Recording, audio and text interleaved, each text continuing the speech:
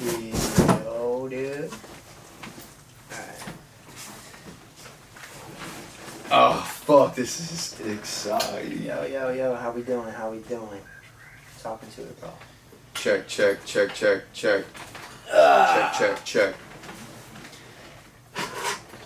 Sounding good? You sounding good? How does it sound for you? Or for me? You sound good. Sound loud enough? Yeah. Check. Alright, you ready? Yeah. Ah, damn, that's loud. That hurts my ears, that ticking. I know. Alright, we're live. you are here and now with Brandon and Joe. I'm Joe. And I'm motherfucking Brandon. And this is Here and Now, episode 9. Episode 9, dude. It's been a whole month. Fuck yeah. Cheers. Fuck, cheers to that. We got some creek water poured up. Shout outs to Yellow Wolf. Shouts out. And it's fire. Like, I'm not gonna lie, it's some good whiskey. Mm-hmm. It's up there with Jack Yeah, Daniels. it surprised me, dude. It to be honest, it surprised me. I didn't know it was going to be that good. But Yeah. I honestly like it a little bit better than Jack. Yeah, I could definitely drink it It straight. has a sweeter taste to it, you know? Yeah, I could drink it straight, honestly, like on some rocks. But we got some Diet Coke in there, Coke Zero. Can't go wrong with Jack and Coke. And but yeah, it's smooth as fuck, dude. Like, yeah, it was fucking good. Shouts out, sponsors. But, dude, this feels nice. So this is the first podcast in the actual podcast room. Joe just moved into his house. Yeah. Let's So talk yeah, about that. we got the house. We moved in, officially moved in. Bro, your thing looks like it's about to fall. That's a good catch. Oh, let me do this real fast though. Before we dive into the ups and downs of getting into this house, you know I got to do the whole Instagram shit. Yeah, man, fucking October 31st was the last time we posted an episode, right? Halloween edition. And then, yeah, so, all right, I'm going to do this real fast. All right. Here and now, episode motherfucking 9. Boy. Let's go. In the new podcast room. You. Yeah, boy. All right, well, let's get into it, bro. Let's talk about one of the first things that happened within, I don't know, probably 12 hours of moving in here. Yeah, let's go right into it. Before we were even officially moved in. All right, shit, we closed, and then it was probably the next day, I think. The next day or 2 days later or whatever, me and my girl went to Lowe's, shouts out to Lowe's, and got paint. And our plan was to paint everything before we started moving everything in. Mm-hmm. You know, obviously, because you don't want to make a mess, get your couch and everything messy. So we were painting. We painted that night, the night we bought all the shit, and then we stopped, went back to the apartment, slept, came back the next day at like 10:30, 11 a.m., brought some shit with us, brought like 4 or 5 different boxes, and my camera bag, brought my camera bag with me. Yep. And so at maybe noon or 1 o'clock, I scheduled an appointment to go up to Doc's Harley Davidson because I was gonna trade in my bike to get rid of some debt and still keep a bike, So I had the schedule there, so we left probably around 1, and then we were gone for about 4 hours. I think we went back to Lowe's, went to the apartment, grabbed more shit, came back to the house, and then you and your girl were over to help us paint. Right. And we were listening to music, bumping on my phone, and then all of a sudden my phone gets like 10%. It's about to die. So I go look for my bag because I knew my charger was in there, and I knew I put it in the living room. Like, I know for sure it was in the living room. So I go to look for my charger. I go to look for my bag, and it wasn't there. So I was like, what the hell? I could have swore I put my bag in here. Mm-hmm. And then, so I was like, maybe it's out in the car. So I went and grabbed my keys, went out to my car, looking around my car, and it's not my car. And then I remember at one point I did hear I heard a horn going off for like half a second. No, you know? this was after we left, right? So before you guys left, I believe it was, well, you guys left at like 6. No, dude, we left at like 9. No, you got at the house. Yeah, at we like got there at 6. 6. Okay. Yeah. Yeah, so you left at like 9. And yeah, this was around 9 o'clock. This was around 8 o'clock probably. So we were here when that alarm went off, huh? Yeah, I believe Okay, so. no shit. Yeah, No shit. yeah. But it only went off like you know how you lock your car and it's like you know, it was like that. 2 I was like, seconds. what the hell? Yeah. Like I heard that. So I didn't. So actually, let me cut back. So I was looking around my car. It wasn't in my car. I was like, damn, I could have swore I brought my camera bag. Maybe I left it at the apartment. You know, so I forgot about it. Went back in, finished painting, left about 10 o'clock that night. Got back to the apartment and my bag wasn't there. So then it clicked in my head that I heard an alarm going off. Fuck, did somebody steal my bag out of my car? And this being a duplex, I had a tenant that was living there at the time. And he had a camera, and I remember seeing his camera like from the get-go, being up in his window, aimed down at the driveway. So I texted him. I was like, "Hey man, is there any way you could go through your footage in that camera, and see if you could see anybody going through my car? And more specifically, can you look for a brown bag that I was holding? This is my camera bag." Or I didn't even tell him it was a camera bag. I just told him it was a brown bag. So he does. He goes through the footage. And it's like this is like the next day. I'm at work. And then he texts me saying he's seen the bag. He's like, I see the bag. You went into the house at 10:40 a.m. with the bag. Mm-hmm. And I was like, okay, good. Can you keep looking through the footage and see if there's anything else? Like, did I bring the bag back out? Is there any other time that you see the bag?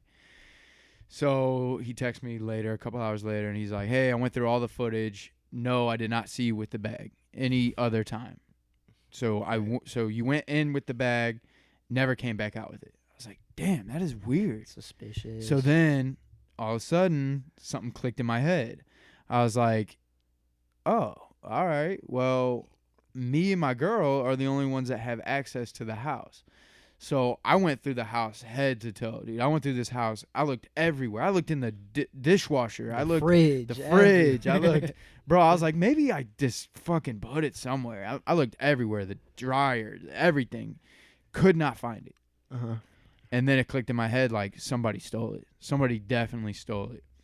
And I had access to the house. My girl had access to the house, and the tenant had access to the house. Mm-hmm. So, and my girl was with me during those 4 hours. So, process of elimination, I believe the tenant stole my bag. Yep. And things didn't start clicking in my head until I talked to him more. And he started revealing things about himself that I didn't even ask. You know, I wasn't even asking questions. And he would start telling me about how he has to pawn things off all the time just for gas money. Red flag right there. Yeah, and just all this shit, man. He just started revealing things about himself. So, you know, I had no proof. There was nothing I could do about it. I couldn't go confront him. You know, I didn't want to be on bad terms with anybody, especially if he didn't do it. And, you know, because I literally have no proof. Like, I had no proof. And so I thought about confronting him and stuff, but weighing out the options, I was just like, you know, it's just not a good idea. I don't want to create enemies. If he didn't do it, then it would be bad. If he did do it, then he would never tell me anyway. So I had to chalk it up as a loss, you know. Well, this guy would also have sketchy People characters over over all the time. Oh, yeah. Too, so yeah. yeah, you never know what people are capable of. So Oh, I'm dude. glad you didn't confront him either, because everything in me wanted you to confront him, and I wanted to be there for it, because it hurt me that someone stole from you.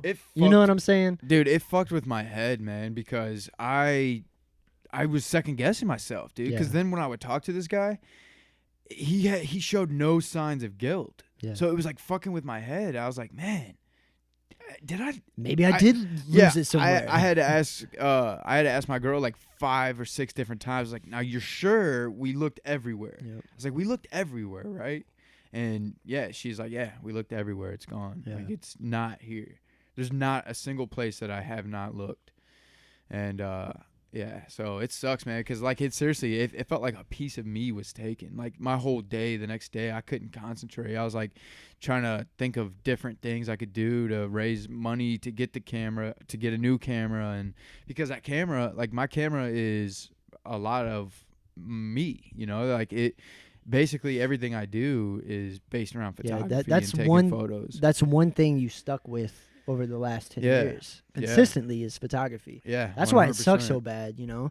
And Plus, it's how I make my second income. Like I make money off photography. I promote VSA with photography, like videos, this podcast, like everything is based around my camera. So I literally felt like, dude, it fucked me up. Like I just, mainly it just fucked up my, like my, well, first off, it fucked up moving in. Yeah. Like most people when they move in, that's the most exciting time, you know. And you're supposed to celebrate the first night. I couldn't even like concentrate on that because of my camera being stolen, you know. Like, bro, that wasn't even my camera, and I was like up late thinking about it. I'm like, this motherfucker, I can't believe he would steal. If it was him, I can't believe this would happen to him like that. Yeah, you know? you were. I called 25 pawn shops all the way from Collinsville, Illinois to Wentzville, Missouri.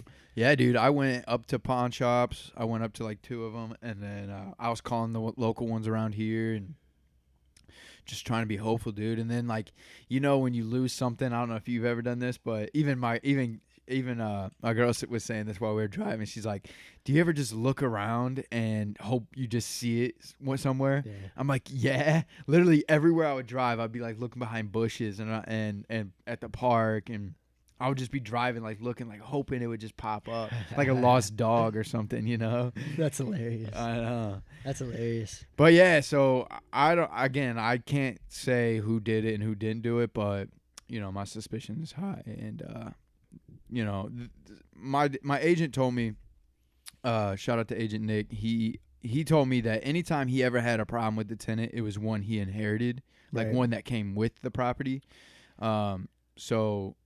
You know, so that house is vacant now. I mean, that unit is now vacant, and it's, you know, I'm looking for a new tenant. So holla at your boy. Yeah, and I get and it's dope because I'm gonna be strict up front. Like I'm gonna make sure I eliminate bad tenants. Yeah.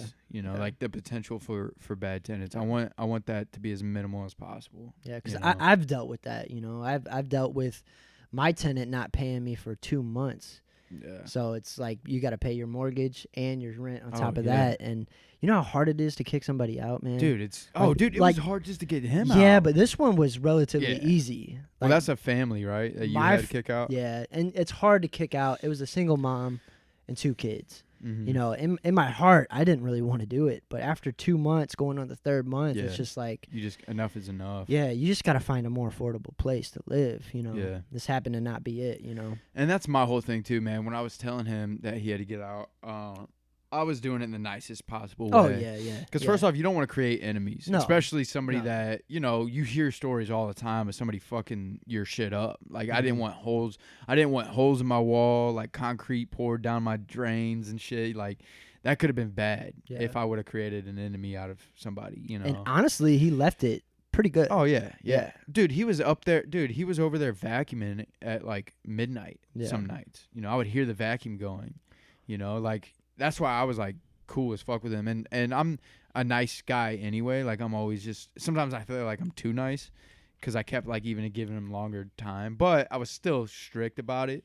And but you know, like, well, your intentions are pure, you know. Mm-hmm.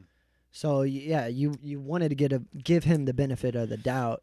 And it's more than just the camera too. It wasn't just the camera that I had to get rid of him. It was that he couldn't pay the rent. Right. You know, like he didn't have the money and didn't have a job. Yeah, he didn't have a job. Like he lost his job, and he was saying that he was counting on disability or something like that, and it wasn't coming in yet. And there was a couple times where I even called the people for him because I was gonna have him stay. I mean, until like I started feeling uneasy about that. The camera definitely plays a big part into it. And again, like I got to keep prefacing, I don't have any proof that it was him. Right. But you know, when you get that feeling about somebody and the stories that he was telling me and stuff, like, you know, you just gotta... It's hard to shake. Yeah, it's hard to shake. And, but then obviously mainly the financial shit. You know, that's not gonna fly. And there was times that it was hard. Like it was hard to deal with because there was times where I felt bad. I was like, fuck, man. Like I don't want to put anybody out, you know.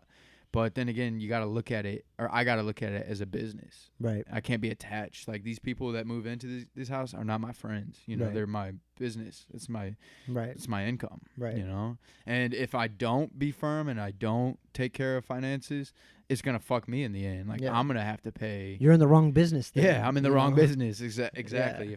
If I'm like I can't let somebody live there for free when I'm paying. Yeah. You know what I mean? Because you're paying for their half, basically. You know, because you're paying the whole mortgage for this place. Yeah, paying like, and those are the thoughts that kept me like, oh no, I gotta get him out. Yeah. I gotta get him out because I'm not gonna just pay for some stranger to live for free. Right. You know, like that's not my fault.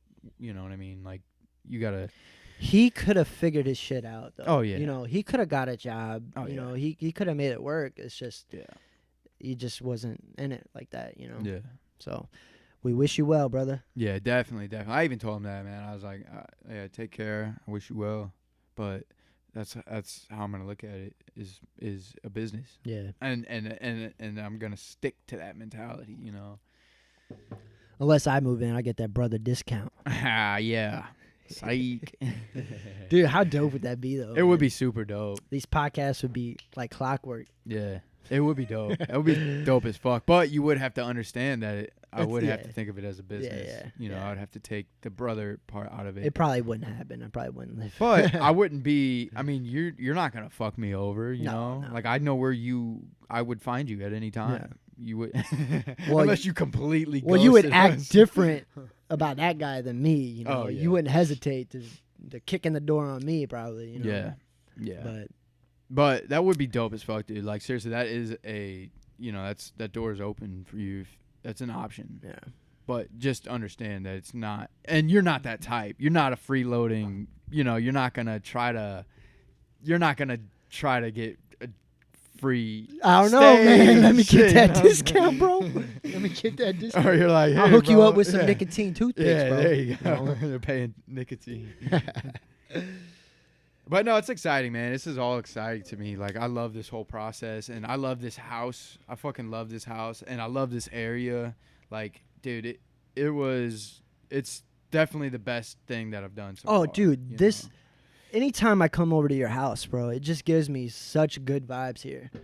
And last week, we actually had an event over here, so we got to watch the Tyson and Roy Jones fight. Yeah. And just having the homie over here was just such a feeling. Dude, you know? it's what I've always wanted, to be honest. Like, I've always wanted to have my own place so I could have bonfires and have people over and host Thanksgiving and Christmas and shit. You know, like, because I do love that. I mean, shit, when the homie came over, like when Braga came over, it was such a good time. Like, it's always a good time spending like quality time with spending like that type of time with people. You know? But it's even better when it's in a good environment that's yours, that's big enough to hold everybody, you know? Yeah. Because we could have easily done this at your Delmar apartment or at my house too, but it's just a different vibe here, you know? Yeah, for the fact that I own it, but also there's the space thing, the whole, like, more space. Like, my apartment, dude, it was always cluttered, you know, because we didn't have extra space to hide shit, you know. It was like all out there. Well, it was a small little loft style, like, 1-bedroom apartment. Yeah. You know. But whereas this is like a home, you know, like this feels homey. Like, we have the basement, we have this room right here where we can do this, like so much more space for activities. Oh yeah. You know, like I'm a stepbrother. Yeah, don't put my balls or don't put your balls on my drum set, bro. Yeah. Honestly, I wish you can get that drum set over here now. It would be perfect. Yeah. While there's no tenant over there, while I'm looking for a tenant, dude, I will. Honestly, you should. I will. Yeah. I didn't even think about that. Yeah. Hopefully, I get a tenant quick though. Yeah. But yeah, it'll be a process, I'm sure.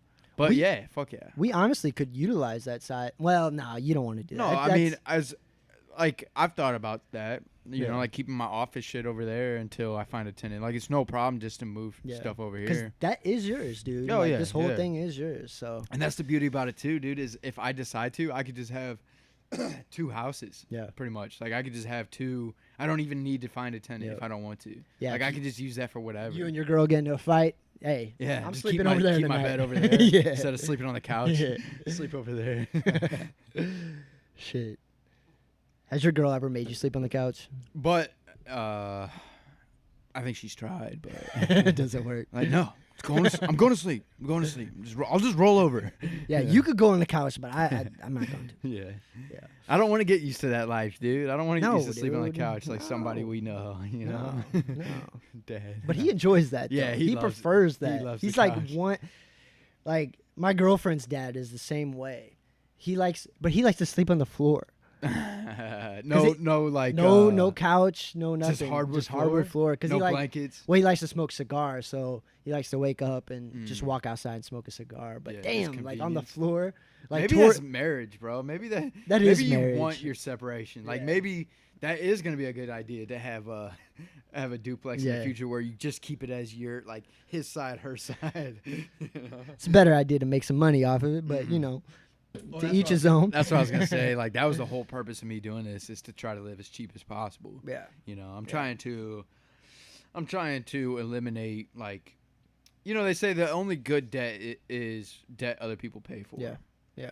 I'm trying to eliminate all my debt. And I like talking about your whole process with this because a lot of younger people do not even know the concept about like buying a duplex. Oh yeah, dude. I and getting cheaper never. rent, I never. You know. I I know how I you- didn't. Yeah, I didn't know about it until my coworker told me about Yeah. it. And as soon as he told me about it, it was like, ding, like Makes sense.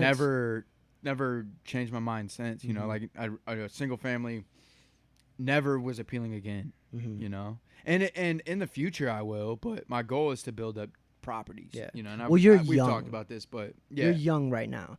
It's a totally different game. Like it's hard to get into this business like this if Well, you have a this- family yeah. to start off with Yeah. because it would be hard to move a whole family into this Oh place, yeah. you know. Oh yeah, yeah. So I think it's just beautiful that you're starting now. Yeah. You know. Yeah. The Sooner the better. Yeah, the best time to start is now. You know? Because not only because of like my age and being younger, but appreciating value. Yep. You know, like the value of houses, you want to buy them low, and obviously they usually always go up. Mhm. Usually, but I'm gonna hang on to this property for as long as I can. You know, until it makes sense to sell it. Yeah. But once I get, I mean, this side, dude, this side is gonna rent for way more than that side. Oh yeah. You know what I mean? Have you thought about Living in that side. Yeah, that would not be. Even my It'd be a agent. tighter squeeze. Well, even my agent said that. He's like, if I were you, I would move into that side and rent out this side. But I was like, well, this is my first home too. Like, so that's another thing. This is my first home that I've ever bought. So I want to live a little nice Oh at yeah. first. you Plus, know? we got this room. Yeah, you yeah, know. and that was a huge part Yeah. of it, actually, dude. Like that was a huge part of my process in picking houses. It wasn't like the end all be all because there were a couple that I even put offers on that didn't have like a room for a podcast, but it was definitely the cherry on top, you know. Yeah, like, I know. As soon as I seen this, like, dude, it was like game over. This Well, is the one. every time you looked at a house, you would call me like, dude, perfect setup for the podcast room, Yeah. dude. Like that's the Yeah. first thing you would always tell me. Yeah, It's like, dude, Yeah. there's a perfect setup for a podcast room. yeah. It was Honestly, this is the one. it was a huge deciding Yeah. factor for Yeah. sure. Yeah. I can't wait till this gets even more updated. Oh yeah, dude. Like This is just the start. yeah. We're This gonna is do so already much. great. Yeah, Yeah. we just picked up these chairs, dude. Let's talk about these chairs. You guys fucking with the chairs?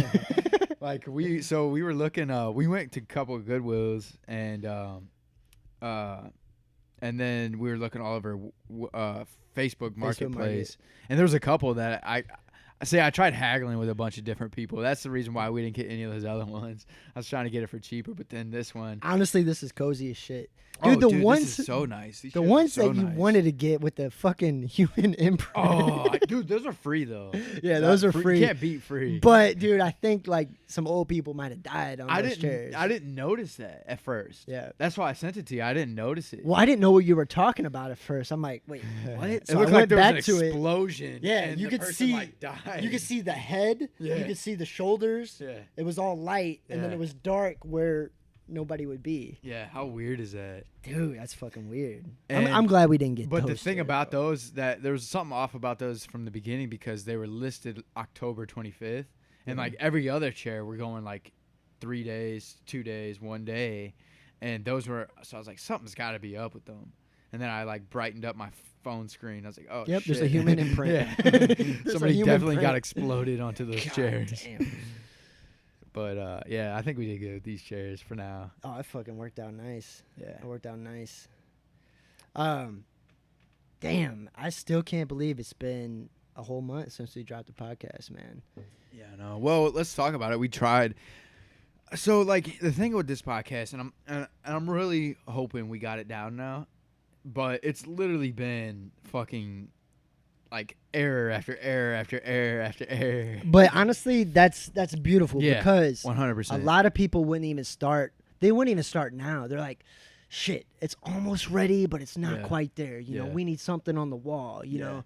Like, one thing about me and you is what I like is we start when we're not even ready. Yeah. So we force ourselves to be ready. Well, that's the thing, dude. That's the thing is you don't know what you don't know. Yeah. And you won't know it until you seek it. Right. So if you never start, then you'll never know what it takes to get to the next level. You know what I'm saying? Like, literally the first step is to start. Right. Because, like, you can think of all these things in your head. You could be like, oh, it's not ready yet. We need a logo before we start.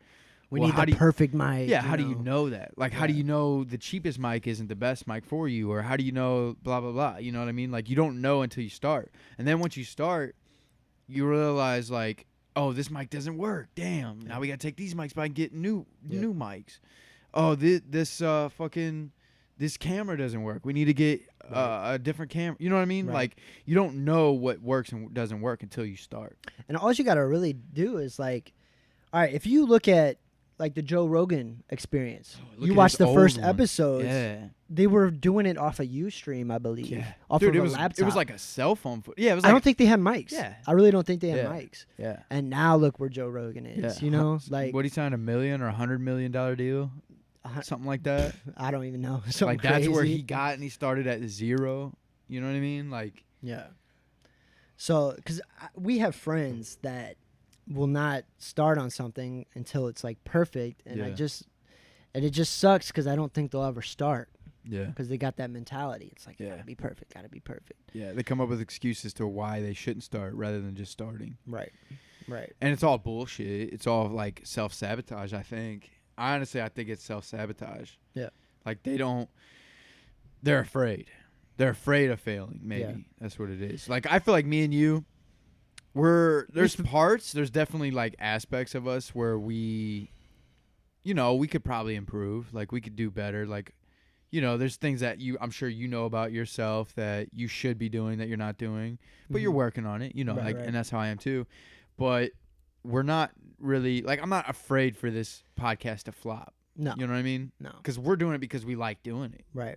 And if it helps somebody, then that's the cherry on top. If it helps just one person, you know. But I like doing this. Yeah. And I like talking to you. And we've done these things without the mic and the headphones and the camera, you know. Like, we've had these conversations a million times. That's why we started this. Again, and I know we've talked about that too, but yeah, that's why we started the podcast. Yeah. Because we're like, if it's helping us, it could help somebody else. Yeah, believe me, like, this shit was so uncomfortable at first, especially when we got the camera involved. And now I don't even notice it, you know, so much. But me personally, like, I don't think I'm a good speaker. Mm-hmm. And I'm kind of utilizing this podcast to perfect my speaking. Yeah, as a chance to grow. As a chance to grow, yeah. Like, I just posted a video on my Instagram about me going into that house for the first time since the tenant moved. Mm-hmm. And I had my girl film it, and I felt awkward just her filming it. Mm-hmm. And I don't feel awkward in front of her. But once all that camera turns on, and I think it's because I feel like I have to be somebody, like, I have to be more entertaining. Right. I think that's what it is. Yep. And then I'm very hard on myself. Same. Like, same. I told you earlier about, like, even, you didn't save an extra 5%, you idiot, you know? Yeah. Like, even with money, like, I'm just hard on myself. Like, oh, you didn't make the right decision there when you could have made a better decision. So, like, when she was filming me, I felt awkward there, you know? It's just when that camera's on. And I know that's because it's not natural. No. It's not natural to do anything. This shit's new. No. Technology is new, you know? So it's not natural for us. Even when we started with the mic, it was not natural. Like, we felt weird about it. And I'm sure if it wasn't me and you here, it was me and you and me and some stranger, probably feel awkward, you know? But me and you are comfortable with each other enough. That's why I can't wait to get guests. Yeah. It honestly might make us nervous having a guest because it's a whole new concept. Yeah. And then imagine the guests, how they feel. You know, they're probably like, if it's their first podcast, they're probably like, what the fuck? But it's our job. And around here, it probably is. You know, it's not like we're in California or or New York where this shit's common. Normal. Yeah. You know, I don't know anybody personally that's doing a podcast. Right. So, I mean, I know of a couple people, but like none of our friends. You know what I mean? People. Like, so yeah, it's not a common thing. Right. You know, and it's gonna be awkward. Yeah. It's gonna be weird, or not. But Or not. but that's that fucking kind of self-sabotage. Like, I don't want to do it because it's gonna be awkward. Yeah. Like, we could easily let that block us. But then when you sit down and do it, it's not that awkward. No. Especially if you plan ahead. Yeah. You know, if we write down questions that we want to ask and we give them a heads up, hey, we're gonna talk about this. The most important thing is just to remember to breathe, like take deep breaths, and remember, just be yourself, authentic as you can be. You don't need to come on the podcast and try to be someone you're not, because that's going to put pressure on you. Yeah. You know? So yeah, that's the biggest key. That's what I'm going to tell like our guests that never been on a podcast before. Just be yourself and it'll go easy. Dude, that would be actually a dope like thing to hang up, is like a sign that says just be yourself. Yeah. You know? Yeah. Because that's so important. That's period. Dude, authenticity, man. And you know, like, that's in real life too. Like, in real life, it's important not to like it's important not to see yourself as somebody specific. Like, don't label yourself, because I'm guilty of this. Me too. And I feel like I have to live up to my own expectations of who I am and who I should be versus who I actually really am. Yeah. You know, like, I portray myself as somebody differently than you see me, differently than my girl sees me, differently than my fucking tenant that was here saw me, Right. differently than our friends see us, you know? And then if I'm thinking in my head that this is how I want them to see me, then that's going to put pressure on me to try to live up to that. You know what's weird though? All right, so let's talk about that, because like, do you think that you play certain roles? Like, it's like when I go to work and I'm a manager, like, I gotta play a manager role. Yeah. You know, and then we're on the podcast, we gotta play the role of being a podcaster.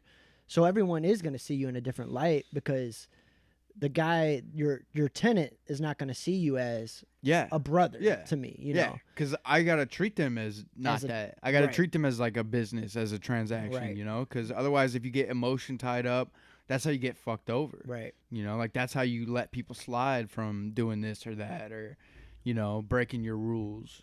So that's the hardest part about going to a 9-to-5 job, is because can you be your authentic self in a management position? Here's the thing. So there's two things, actually. Like, so actually, I just watched a podcast where the host on the podcast said there's a verb, like a Chinese proverb that, and I don't know the proverb. I'm just going to say this, that everybody wears 3 masks. One mask for strangers, one mask for friends and close people, and one mask for yourself. Like, you're different around strangers, you're different around your friends, and you're different when you're by yourself. Yeah. And dude, to be honest, like, I also heard of a thing like in the past that's important to do. Like, you don't want to be, it's exhausting to be the same person in every situation. Yeah. Like, you want to be able to shut this person off and be this person for a little bit. You know what I mean? Like, otherwise you're just going to go insane. Yeah. Like, you want not necessarily like you want to tailor to people, like you don't want to do that, but it just goes down to like, how do you define being authentic? Right. Like, what is your authentic self? Maybe it is, you know, like being more fun around these people. Like if you're around your friends, you want to be more fun. You don't want to, you know what I'm saying? Like maybe it's your personality to spice it up when you're around other people, because you can tell when you're not being yourself. That's where I was going to get at. So I feel like authenticity is you feel good about yourself, like in yourself at that moment. Yeah. Because I've been around, like, let's just say other rappers, and I felt very uncomfortable where I felt like I couldn't be myself. Yeah. Obviously, I wasn't being my authentic self because I didn't have that inner peace within myself at the time. You know, so I think as long as you're comfortable with yourself in that moment, I feel like you're being your authentic self. Yeah. Yeah. Does that make sense? Yeah. Yeah, I agree with that. Because even being a manager, like, I feel at peace and comfortable being the manager, like playing that role, being who I need to be that manager at that time, you know. Maybe it comes down to like acceptance, like just accept who you are in that moment. Yes. Instead of trying to force something. Yes. I think maybe when you're not being authentic is when you're trying to force something. Because I know, like, me and you both battle it, or at least me, is like, I'm quiet, you know, and I'm like, man, I want to be more talkative. But if you fight it, it just makes that fucking way worse. Oh, yeah. So just accepting it, like what you were just saying, just accepting that. Because if I try to force conversations that I don't feel right, people are going to see through that, you know? They're going to see, like, an insecure Brandon at the moment. Yeah. You know? It'd be better if I just didn't talk at all. Yeah. If I'm forcing a conversation. Yeah. You know? At least for your own inner peace. For my own self. And actually, dude, for the people around you, too, because there's been times when I didn't want to say anything, but I felt like I had to say something, and that person that I said something to, it just pissed them off. You know what I mean? You know what I'm saying? Like, I didn't know what to say, so I just said whatever my brain farted out, and it made that person mad. Because I didn't feel like saying anything, and I wasn't speaking from the heart, I was speaking from my mind. And then that person got mad at me. You know what I'm saying? I was like, well, fuck, I thought you wanted me to say something, you know? So it's like, I should have just stayed quiet. Right. That'd been more beneficial. Yeah, because it would have been more authentic, because that's what I was feeling at the time. But I felt, like, I thought that I had to say something. But on another note, let's say someone pisses you off, and you want to, like, in your heart, you want to say something, but you know if you say something, it's going to start some shit. Yeah. Maybe that's when you shouldn't be authentic, you know? Yeah, I don't know, man, because it just depends. It just depends on, like, I respect people that even if they're going to get backlash for the things they're saying, if they're speaking their truth, then I respect that. That's why I like Kanye West. Yeah. Just, I know he says a lot of stupid shit, but when he talks very passionate. Yeah. Whether he's right or wrong, he believes he's right. Yeah. You know, and he's very passionate about what he's talking about. And I always appreciate it about him. Yeah. Whether he's right or wrong or whatever, I always like that aspect. But you got people like Gary Vee who seems to be the same person at all times. Yeah. Now, how he is at home, who knows? But it's weird. You're right. It seems exhausting to be that guy. Because there's times to be a leader and then there's times to follow. Yeah. You know? Well, like, Gary Vee is part of the, like, 1%. Right. You know? Like, he is an anomaly. You know? Like, that's why he's Gary Vee. That's why he's where he is. Right. Because every 99% of the world is too exhausted to be that guy. Yeah. You know what I mean? And he is just capable of doing that. He is wired to do that. You know, he's wired to be himself. And that's why I fuck with him so much, is because I honestly, when I see Gary Vee, I see genuine. Yeah. I don't see, like, some of these other motivational speakers. Even Tony Robbins, I see genuine with him. Yeah. But there's, like, a couple other people that I could name that just don't, at least me. Like, it gives you a bad taste in your mouth. It's just different perspectives. Some people might see them as genuine. Some people don't like Gary Vee, you know? Like, I've seen posts that, you know, fucking idiots, but, you know, not idiot, you know what I'm saying? But just speaking out of ego. Yeah. That was funny, though. I know who you're talking about. Yeah. So stupid. But But yeah, you got to find people that resonate with you. Exactly. You know? Yeah. Exactly. So, yeah, Gary Vee's not for everybody, and we're not for everybody. Isn't that weird to think about, though, man? Like, why do some things resonate with some people but not other people? Like, maybe through experience. Yeah, probably experience, and also like because experience shapes who you are. Right. But it's so weird that like you can feel inside like who is for you and who's not for you. Mm-hmm. You know what I mean? Like you can feel there. I don't know if it's like an energy thing or just intuition or what it is, but like, or where does it come from? Your brain? Does it come from your brain? It has to. Everything comes from your brain. But like, I would you know say. what I'm saying? Like, there's something within that tells you, oh, this person is not somebody I vibe with, or you know what I mean? Like, you can feel offness with people, or you can be like, I think that's more of a feeling in your heart. mm-hmm. You know, that's what I feel. Like, I could tell when I'm not supposed to be around a certain character. You know. Yeah. But then you can tell when you can be around somebody. Yeah. Like, you should be around this person. Yeah. You know, like it's weird. And it's funny because a lot of the people that we think that are cool is the people that I don't feel comfortable around. But is that an insecurity because I'm putting them on a higher pedestal because maybe I respect them a little bit more? Yeah. You know? Like, who do you mean? Like, famous people or people locally? Like, let's just say, let's just say we go to a studio, right? Yeah. And Young Thug is in there. Mm-hmm. It's going to be harder for me to, like, connect with Young Thug than it would be like Terrence.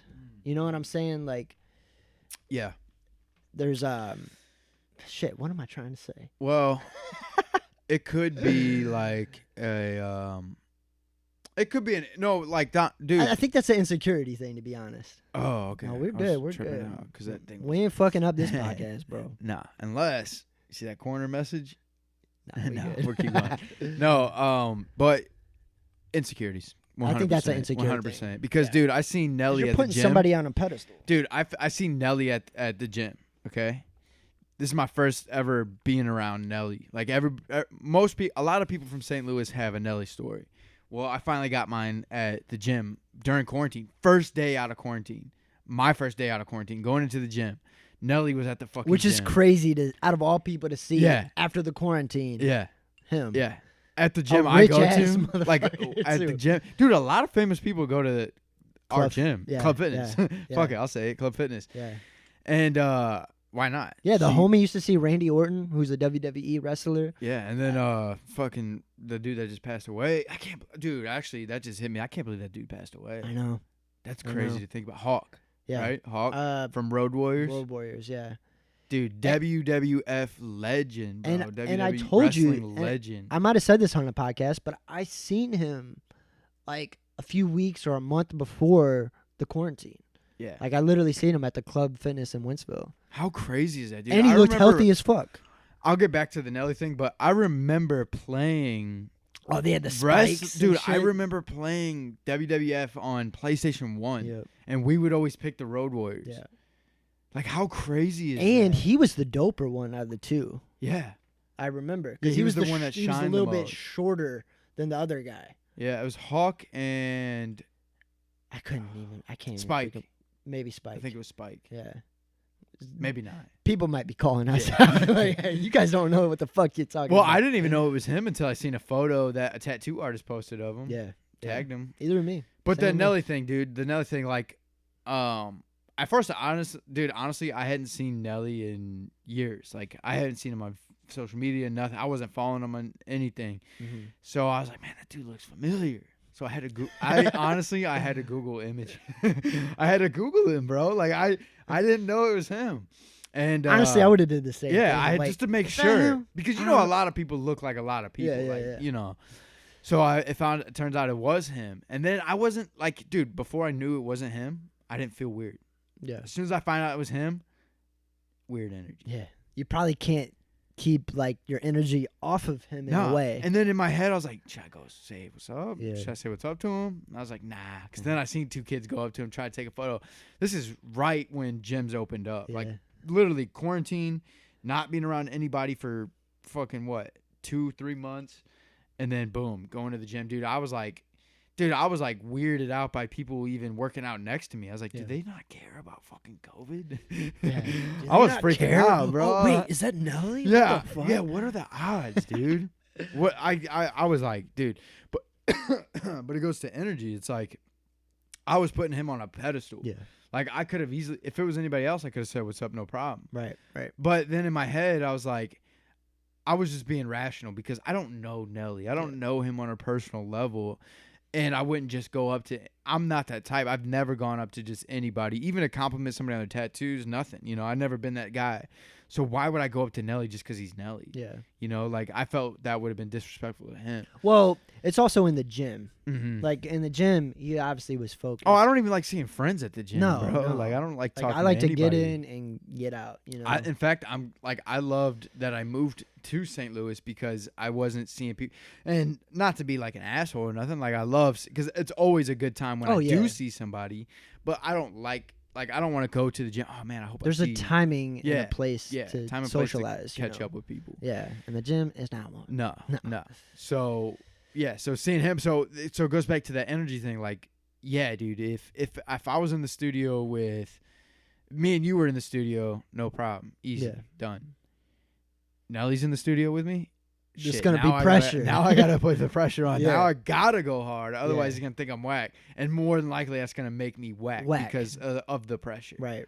You know, and the first time we ever went to a studio, dude, I remember posting on Instagram. Like I took a picture of myself in the studio, and dude, I remember recording a verse, and the engineer, who I felt pressure from because I was like, man, this dude probably worked with everybody locally, big local names, and I was like, I can't sound whack. I gotta pretend like I know what I'm doing. This was at Suburban, right?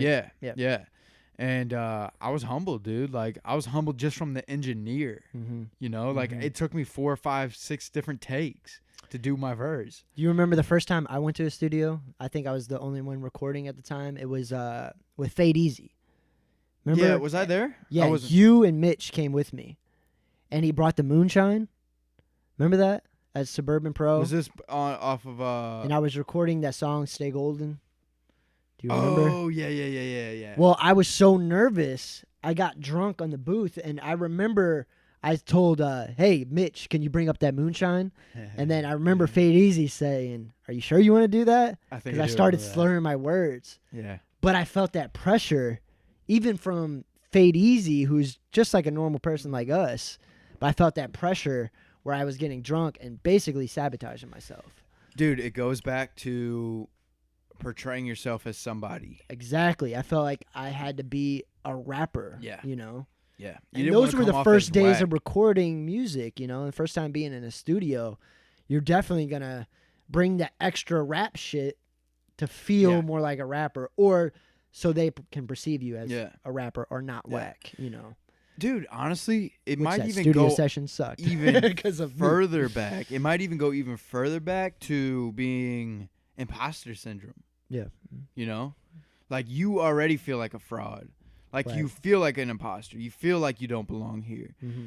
So you're going to try to overcompensate because you don't want them to reaffirm what you already feel about yourself. Mm-hmm. That makes sense. Dude, that just clicked in my makes head. sense. That's Makes definitely sense. what it is. And it's a maturity thing, too. Yeah. Could be a maturity thing as well. Yeah. Because right now, like being a landlord, I feel like a landlord. I don't feel like an imposter. So, yeah, if I decide to go into music again, I'm going to go into it with a more of a mentality like this is what I do. I'm not going to perceive myself as anything. I already know what I need to do, and I just need to do my job basically as an artist. See, that's the thing about maturity is like it's easier to not give a fuck. Yeah. And it's easier now that we have more of an understanding of like life and how it works. It's easier to do that. But when you're 18, 19, 20 years old, dude, it's like you're all about like you just want to shine. You want to portray yourself as something important.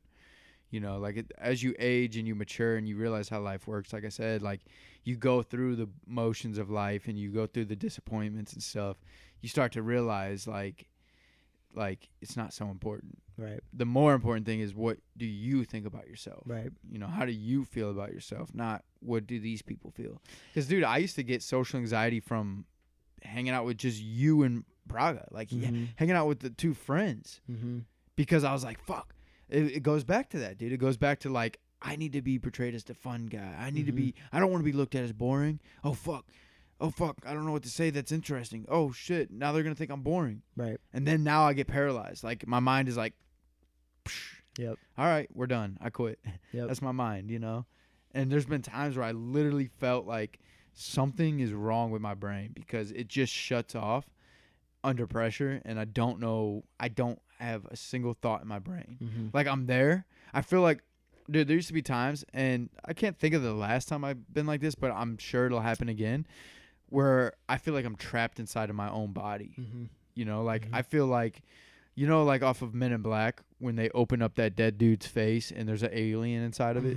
That's how I would feel. I'd be like I lost control of this body. Like I lost control of this mind, and I'm in there still, and I'm aware of it. Like I'm conscious, but I lost control. Yeah. You know, you're just going through the motions. Yeah. Like I can't think of anything. I can't. Oh fuck, malfunctioning. Or the episode of SpongeBob, to refer back to like being a little kid. Like there's an episode of SpongeBob where he's like he burns, like there's like little hymns running around inside of his brain, and they burned all the files to only become a good waiter. Yeah. And then the guy asks him what's his name, and he forgets his name. He freezes up, and then like all the little dudes inside of his head, where's the name? Where's the name? They're like filling up. They're like opening up files, file going cabinets. files. Yeah. And then he just breaks and goes crazy. Yeah. Like, dude, I've been there. I think a lot of celebrities go through that too. Oh yeah. You know? Well, humans, man. Humans in general. And that's the thing about celebrities is they're humans. And sometimes I think celebrities forget that. I think they themselves forget that they're human because of the whole portrayal thing. Yeah. Like they need to portray themselves. And that's easy for me to say because I don't step outside of my house and have 100 paparazzi or 100 fans out there waiting for me. You know what I mean? Like you would feel that way too. You would feel like you have to portray yourself. Because shit, if somebody was outside and I knew they were going to be out there taking photos of me, I'd go put on my freshest outfit, you know? Or like even for the podcast, like I'm going to try to dress up. I'm not going to just wear bullshit. You know, I'm going to try to, you know, try to look cool. I think that's why like as people get older, they stop doing this, but a lot of rappers fight, you know, because they feel like they've been disrespected, and if they talk about street shit, well, you got to own up to what you're talking about, type shit. You know? Yeah. And it's all right. Imagine being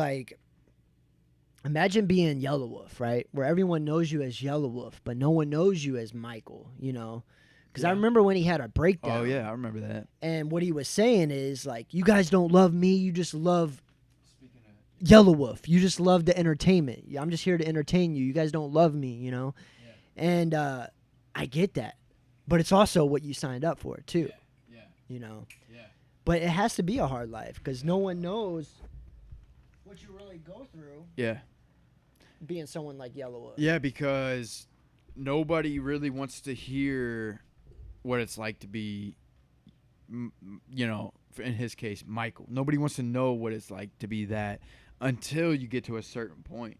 And the problem with that is once you start off making music that catches a buzz, well then that's the music, that's the formula you're going to use to always try to appeal to the people. And now I think Yellow Wolf is one of my favorite artists. Mine too. Like somebody I respect, and like, you know, like I've never met him or anything like that, and so who knows, but from what I see, like he is authentic. Yeah. You know, and he's authentically him. He definitely solidified who the fuck he is over the years. Yeah. But coming up, imagine that, man. Like you're kind of making like rock, hip hop, you're white. You rep the Confederate flag. Dude, he probably felt like how we felt, like an outsider, like somebody that didn't belong. Yeah. You know, and then and then as we know, you have to try to portray yourself as somebody that does belong. Yeah. You so know? that makes sense why he fought coming up, you know, because he kind of had to fight for his standing in this rap game in a way. And to shift lanes just a little bit, still in the same like speed though, but the reason like people are getting killed, like people are like rappers you see are dying, you know, like being murdered because and think about it like this, what are they talking about in their music? They're talking about dying, they're talking about murdering people, they're talking about shit like this, like drugs and stuff that they're dying from in real life, you know. So we've talked about this before, like you attract that energy, you know, like because think about it, if I'm rapping about guns and killing people and all that, well, there's a specific audience that wants to listen to that. So I love this quote. This is speaking on what you're speaking on. Currency said this. So he was signed to Cash Money, and when he was signed to Cash Money, he was kind of talking about, you know, riding around with the AK, killing people. And he's like, man, every time I rapped about killing somebody, I got sad for their family, you know? So, but what he was saying is, he's like, I created Jet Life because I don't want that. I don't want that energy at my shows. Yeah, like I'm a stoner. Exactly. See, I'm a stoner. I want stoners to come to my show. Like I want people that are like me to come to my show. Yeah. That's why he got out of certain situations. Yeah. And from a outside looking in, I see a lot of those rappers talking about gangster shit when they're not about it to appeal to certain crowds. Yeah. But it just sucks because they're not ready for that type of crowd to come to the shows, you know? Yeah, because think about it. Like, when you're rapping about that stuff, the people listening, you're igniting a fire in the people that are listening. Because think about it, you feel different. I feel different when I'm riding around listening to specific music. Like, if I'm bumping whoever I'm listening to, I'm feeling that energy. Yep. You know, whether it's ego shit, soft shit, whatever, rock shit, whatever, anything, I'm feeling that energy.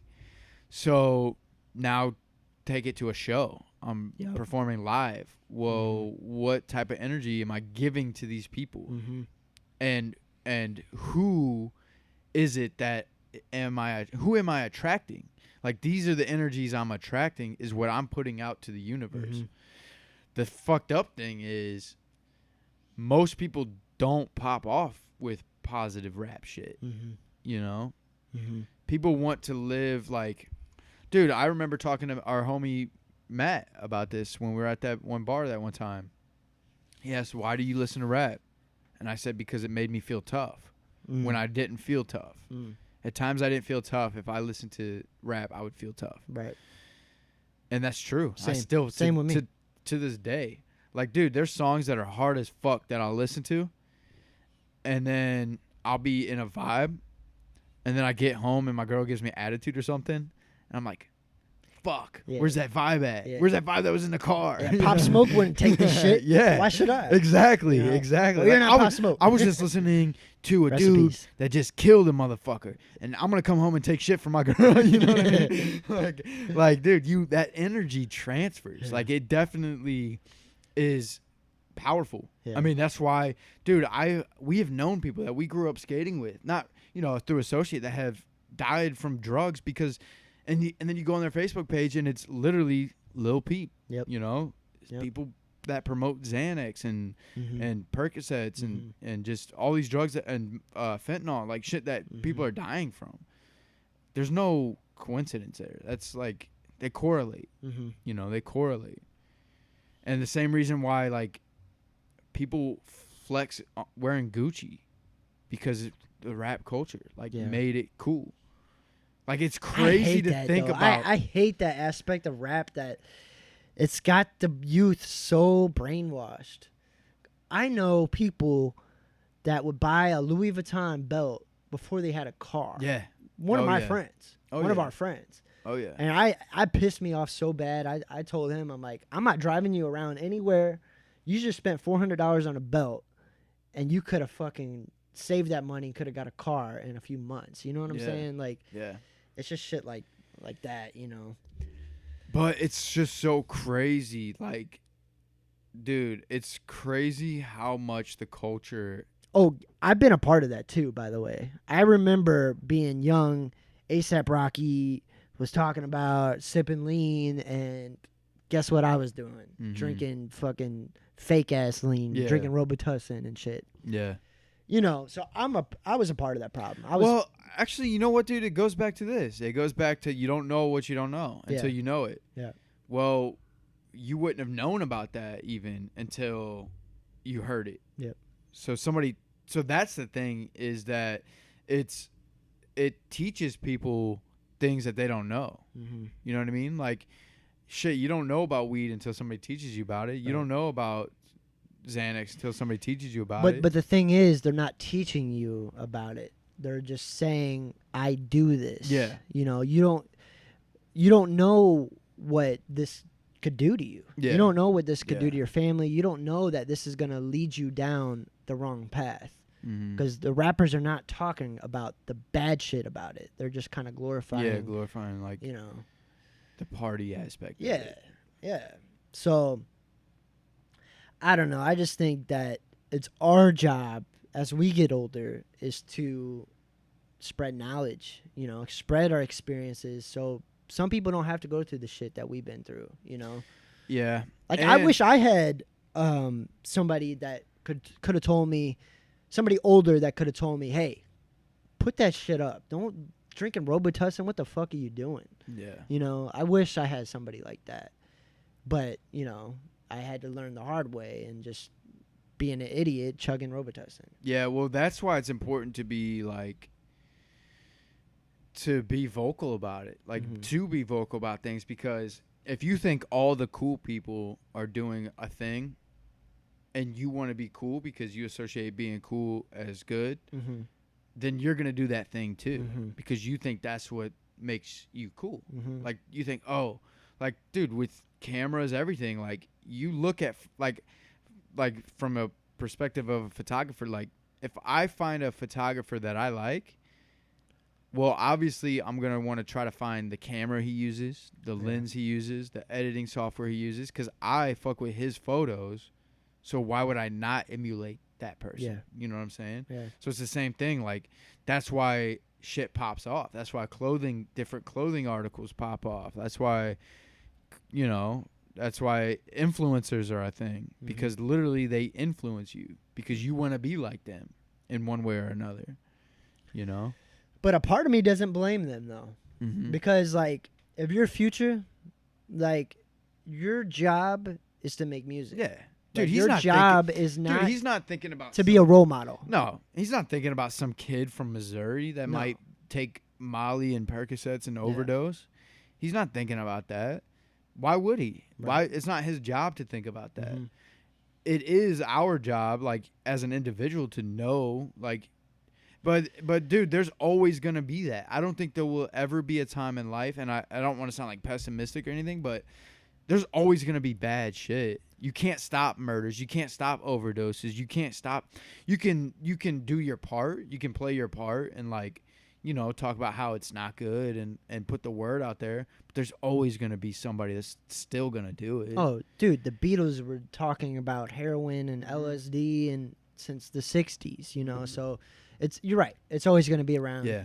But what I'm saying is it's our job as we get older. Like, let's just say we had a younger brother, right? That's like 10 or 11. It would be our job to tell him, hey, you can listen to this and that, but that's not what it is. Like, don't think that doing lean is going to make you famous or going to get you anywhere. You know, it doesn't matter if he does it. It's not for you, man. Like, it's our job, or it's just, it's our job to kind of look out for close people around us. To guide them in the right way, you know. Well, I don't think it's the artist's job to do anything. Like, keep talking about whatever you want to talk about, because it's art. But that's what I wish the kids knew. It's art. It's not even necessarily real. Yeah, dude. I remember talking about this back in the day. Like, first off, I was coming from more of a perspective of, like, also, like, this aspect is, like, it's art. So don't, like, people. There's a lot of people that don't like rap for that reason. Like, they talk about killing and they talk about but yet they'll listen to Johnny Cash, who talks about I killed a man in Reno. Yeah, I killed a man in Reno just to watch him die. Yeah. You know, and then there's other songs. Shit. I shot the sheriff. You know what I mean? Yeah. There's people that'll listen to music like that and say they were the greatest. You know, this is Johnny Cash, legend. Rap music, trash. To talk about this. You know what I mean? So it's not even just rap that talks about that stuff. You know, it's I to be honest, I made a post about this a long time ago, and I was talking about it actually takes a little bit of an intelligence to understand rap. Exactly. You know what I mean? Because if you don't understand that this is a metaphor, and a lot of people aren't, you know, there's some dumb rap out there. There's some stupid rap. There's some bullshit. But a lot of it is metaphors. You know what I mean? And it takes, like, a sense of intelligence to know the difference between art and reality. Yeah. But it's also important not to portray, like, this tough guy mentality. These days, to be honest, dude, I don't really like listening to, I don't feel right bumping music that's all about, I shot this month in the head, watched him die. You know what I mean? Like, I can't listen to that music because I know that is a reality. Like, there's people that live, Huey died 5 minutes from where I live. Yep. You know what I mean? That's 5 minutes away, dude. Like, that's a real thing. I don't live in that, but I know that it's real. You know what I mean? So I don't want to attract that energy. And I understand energies in that sense. Like, I don't want to listen to that because I don't want to attract that in any way. Like, I don't want to endorse, like, people talking about killing people. And I do understand that when people live in that and that's what they see, and then that's what they talk about. Mm-hmm. But it's not for me, you know. Right. Like, I don't want to listen to that stuff. Yeah. But I'm guilty there too because I don't mind Johnny Cash saying he shot a man in Reno. You know what I mean? Yeah. I can listen to that. But we are smart enough to know that. But that's just also just art. Yeah, it is just art, and it could be a metaphor, and also, it's not the whole song. That's just one line of the song, or it's the hook or whatever. But there's some songs out there that literally every bar is about murdering somebody. But the thing of it is, though, like you said, that is real. Mm-hmm. Like, that's probably really what they Somebody's see. reality, yeah. Now, a kid from the suburbs doesn't really know that that's real. Yeah. You know, so they pretend to be their favorite artist, you know. And man, I seen this happen, I don't know how long ago, sometime last year, I believe, but I think it happened in St. Peter's.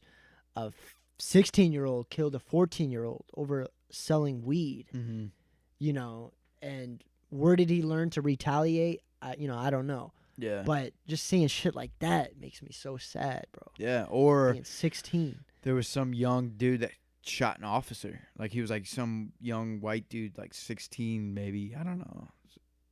They made a park about him, that Snyder, Officer Snyder or something like that. Yeah. I don't remember the full story, but I do remember when it happened. Like, I remember clips of it, but he, like, just shot the officer. Like, just point blank in the head. He killed him. You know, like, was that influenced? That's why you gotta saying fuck the police and shit. It shouldn't be fuck the police. You know, you shouldn't carry that energy, because anytime you do see a cop, you're gonna have that mentality, like, oh dude, I think about a lot of my because we've been listening to rap since we were in second grade. You know, grew up listening to rap. Like, it taught me a lot, and I'm glad I did. Like, I love rap music. I love it. Me too. But I wonder if I can attribute that to some of my insecurities. You know what I mean? Some of my own, oh, this is how I should be living because this is how the people I looked up to would live. But I don't know how they would really, but from when I hear their songs, I think that's how they would react to it. So this is how I should react to it. You know why I fell in love with rap? It's because of the underdog mentality. I think that's why. Because I've always been attracted to people that came from nothing. Like, I never really been inspired by somebody that's from a rich family, a trust fund baby, you know? Yeah, same. Matter of fact, I tend to, like, stay away from those people because I get bothered by them, you know? So that's why I've always been attracted to it, and I've always related to that underdog mentality, even though, you know, we've had it better than a lot of people. You know, we are very blessed. But I've always still felt like an underdog. I always felt like I had something to prove, and that's the vibe I get from rap. Yeah, it's coming from nothing, creating something. Yeah, you know, that's what I get, because I never got those stories from alternative rock or Black Sabbath or anything like that. I never got that energy. Yeah, when I listen to like, and it's storytelling too, man. It's just more relatable to me. Yeah, yeah. I 100% relate to hip hop more than any other. Because rock, when I listen to like classic rock, like Ozzy Osbourne or Black Sabbath or fucking Led Zeppelin, it's a vibe thing to me. Like, it's never, I relate to this so much, man. Which there are people out there that do, but to me, it was the storytelling of, like you said, being the underdog, the grind, and coming from nothing, and like, dude, like, I am intrigued. Like I love hearing success stories. Like, I love hearing people coming from nothing and making something of their life. Like, that's like my favorite thing. And a lot of it probably is the fact that, like, mom and dad never really, like, I've always kind of paid our own bills and shit, you know, like, we didn't have everything just kind of handed to us. Yeah, we had it, you know, like, we always had a house over. We always had our necessities met, but, like, we shared a phone. You know, we didn't get an iPhone when we were fucking 12. We shared a phone in high school. Yeah, bro. yeah. No one does that. Yeah, like, there would be times when I was a freshman, like, I think we would pass the phone in the hallway, like, to just exactly. Yo, let me get the phone for a little. Yeah, you know. And it wasn't until, like, I was a senior until I got my own shit. Yeah, you know. But you got that on your own. Yeah. I got it on my own, like, through getting. Same with me. Whatever. Like, I was always, you know, like. But I'm so grateful that we were raised like that, man. Yeah. Because we wouldn't be where we are. Yeah, we wouldn't have the drive that we do. Like, we probably wouldn't have that mentality of just, let's start and let's see what. You would not have that mentality of being a landlord. You would be expecting dad to be throwing you money for rent or something. Or you might be still living with your mom and dad. You know what I'm saying? Like, we are very blessed. Yeah, because, dude, tracing it back also, it was like a freedom thing. Like, I've always wanted freedom, you know? Like, I didn't like that my mom could take my phone away. Oh, yeah. And then go through my messages and see things that might disappoint her and tell our family about it because she needs somebody Which to she has. She's definitely took it, and we've disappointed her. I know. A few times. A lot of times. Still, like, dude, there's a specific don't go through my phone right now, Mom. Well, there's still a specific time where she is like, she'll be like, I can't believe that. I can't believe you sent those texts. I can't believe so-and-so was sending you texts like that. And in that moment, when mom took up my phone away and it saw those messages, I was like, all right, fuck this. I need to get it on my own. I need to stop having my mom pay for my shit, because as long as my mom is paying for my shit, she has control, or my dad's paying for my shit, she has control. And that is it, dude. Like, I've always hated control. Like, I, to this day, can't stand, like, somebody being above me, controlling me, telling me what I can and can't do. And I understand, like, sometimes you gotta do it. Like, sometimes you have to lower your ego and listen to people and until you're at the point where you can do it yourself. But that's what I'm striving for, is like being free, totally, like freedom, you know? Because I know people that are scared to show their parents their tattoos because they live under a house that their parents paid for. Yeah, that's and crazy. I don't get that, but I get it now. But I don't get that for myself because I've lived on my own since 2012 or whatever. And, you know, I've been getting hand tattoos, which our parents do not approve of. But I don't care because they have no control over me now. Yeah. You know, it's none of their business what I do anymore. Yeah. You know, and I would take struggling and being free over having our parents taking care of us and not having that, you know, any day of the week. See, dude, it's so crazy because, like, our parents did something right. They did a lot of things right. They did things wrong. They did things wrong too, but because think about it, we have a good balance. Like, we have that good balance of, like, I can't be controlled, but also I'm not gonna go off the deep end. Right. You know what I mean? Right. Like they don't. Like I know mom is a big worrier. I know she worries a lot, but she doesn't need to worry. Right. Like she raised us to take care of ourselves. Like we're not gonna do dumb shit that's gonna kill us. You know. Well, I've done enough of that in our past. You know. Yeah. I think we went through that phase. Yeah. Because But they instilled something in us to when we touch a stove and it burns us to not touch that stove. Right. Again. Right. There's some people that touch that stove, burns them, they go back and touch it again. And then they Yeah. keep touching it. And it keeps burning them and they keep touching it. But for whatever reason, I don't know what they did, but you know what I think it is? Our family comes from a very loving family. mm-hmm. And we don't want to do anything that could possibly take our lives away to hurt our parents or our family. Because I constantly think about that, man. Like there was a point in time where, you know, doing cocaine and stuff like that. And in the midst of that, I'm like, how stupid is this? Like, what if I overdose? What if something happened? How would my brother feel? How would my little sister feel?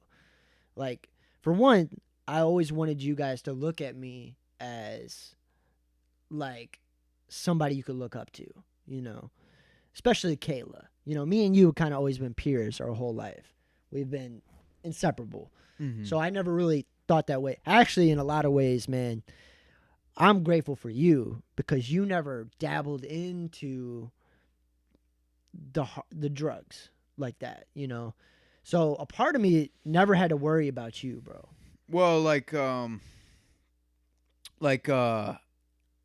mean, so like, there's been times when I've done things at parties, I know, you know, where I, you know, like, I've experimented, you know what I mean, but it's not something I pursue, Right? And it's something that like I went through, and like it wasn't like something that I needed to attach myself. You didn't to. like it, like yeah. it wasn't something. It just wasn't something that was like. It wasn't something that was like, oh yeah, I'm gonna fucking do this shit forever. Well, you know? what I'm saying is, you've always had a level head when it comes to that stuff. Yeah. You know. Yeah. And I've always respected that about you. You should take that as a compliment. Mm-hmm. Like, who gives a fuck? You know, like that. You should take that as a compliment. Yeah. Yeah. I like that about myself. The reason is because I just never felt. I have this weird thing, dude. I call it the hipster in me. You know, like when a lot of people are doing something, for some reason, something triggers it in me to not do it. Yeah. Like I don't want to do what everybody's doing. And I don't know where that comes from, but like I like it. I like it about myself. Not saying that it's like a good or a bad thing, but I like that about myself. You wait on the hype. Yeah. You wait till the hype's over just to get through that to see the truth if I like this or not. Yeah. And I like that. I like that. Yeah. I'm not somebody that's going to do things just because everybody's doing it. I showed you Kendrick Lamar, right? Yeah. And you hated on him at first. And then he dropped Good Kid, Mad City. Guess who threw the album release party for us to listen? I bought the CD and I invited everybody over to know? fucking listen to the whole album from start to end. But that's one thing I like about you, bro. I think it was Rigor Mortis. I think when Rigor Mortis came out, the song Rigor Mortis, I was like, all right, I fucking like this shit. Yeah. And then there was High Power. Yeah. When High Power came out too. Yeah. I was like, yeah, this dude is dope. But ADHD, I think, was the first song I heard played or something. Or I don't know. I don't know what song it was, but I was like, I don't see it. Yeah. But then like shortly after, I was like, I fuck with it. But I do that. I do what you said. I wait until the hype's over because I don't want anybody to influence me. Right. I want to be the reason why I'm doing what I'm doing. Right. That's 100% it. Which I like that. And I don't know where that comes from, but yeah, I like it. I like that. Where me is, if I like it, I like it. You know, like I remember you showed me Pop Smoke, and immediately I'm like, yeah, I've been missing this. I fuck with this 100%. You showed me the first song, I think it was Gotti with Travis Scott, and I was like, okay, yeah, I fuck with this. I like it. And then I went on a Pop Smoke binge. Honestly, that's my top artist of the year. Like Pop Smoke was the fucking sound that I was missing. Yeah. It was literally like, I've always said that, like I love these beats, but I love like a deep voice over it. And he was that, you know, he was like the perfect mix. Dude, I'm still sad about that, man. Because Oh, that dude was going to be a fucking star. He just had that star power. I would watch interviews. I watched videos of him running away from cops. And, like, I'm like, this dude's a legend. This dude is a legend. Like, it just sucks that his life was taken so soon. And it's still crazy to me because I was listening to him probably when he got shot. Yeah, I was listening to him that morning. Dude, it was literally like, I knew of him. I discovered him probably like a week or two before he passed away. And I was literally bumping him every day. Me too. Until he died. Me too. Literally the day that he died, I was listening to him because I was at work 6 o'clock in the morning bumping Pop Smoke. And you texted me Pop Smoke died while his album Meet the Woo 2 was on, you know. And that made my heart like damn near stop for a second. It's crazy. Yeah. Dude, I just had flashback to when Nipsey Hussle died. When you sent me that, dude, Nipsey Hussle was shot, I was like, I literally pulled over and I was like, no. I was like, what the fuck? And then, like, the next thing you texted me was like, he's gone. Yeah. He fucking passed away. Dude, so T-Double posted that, and then that's when I told you about it. And I called Mom, and I said, hey, would you please pray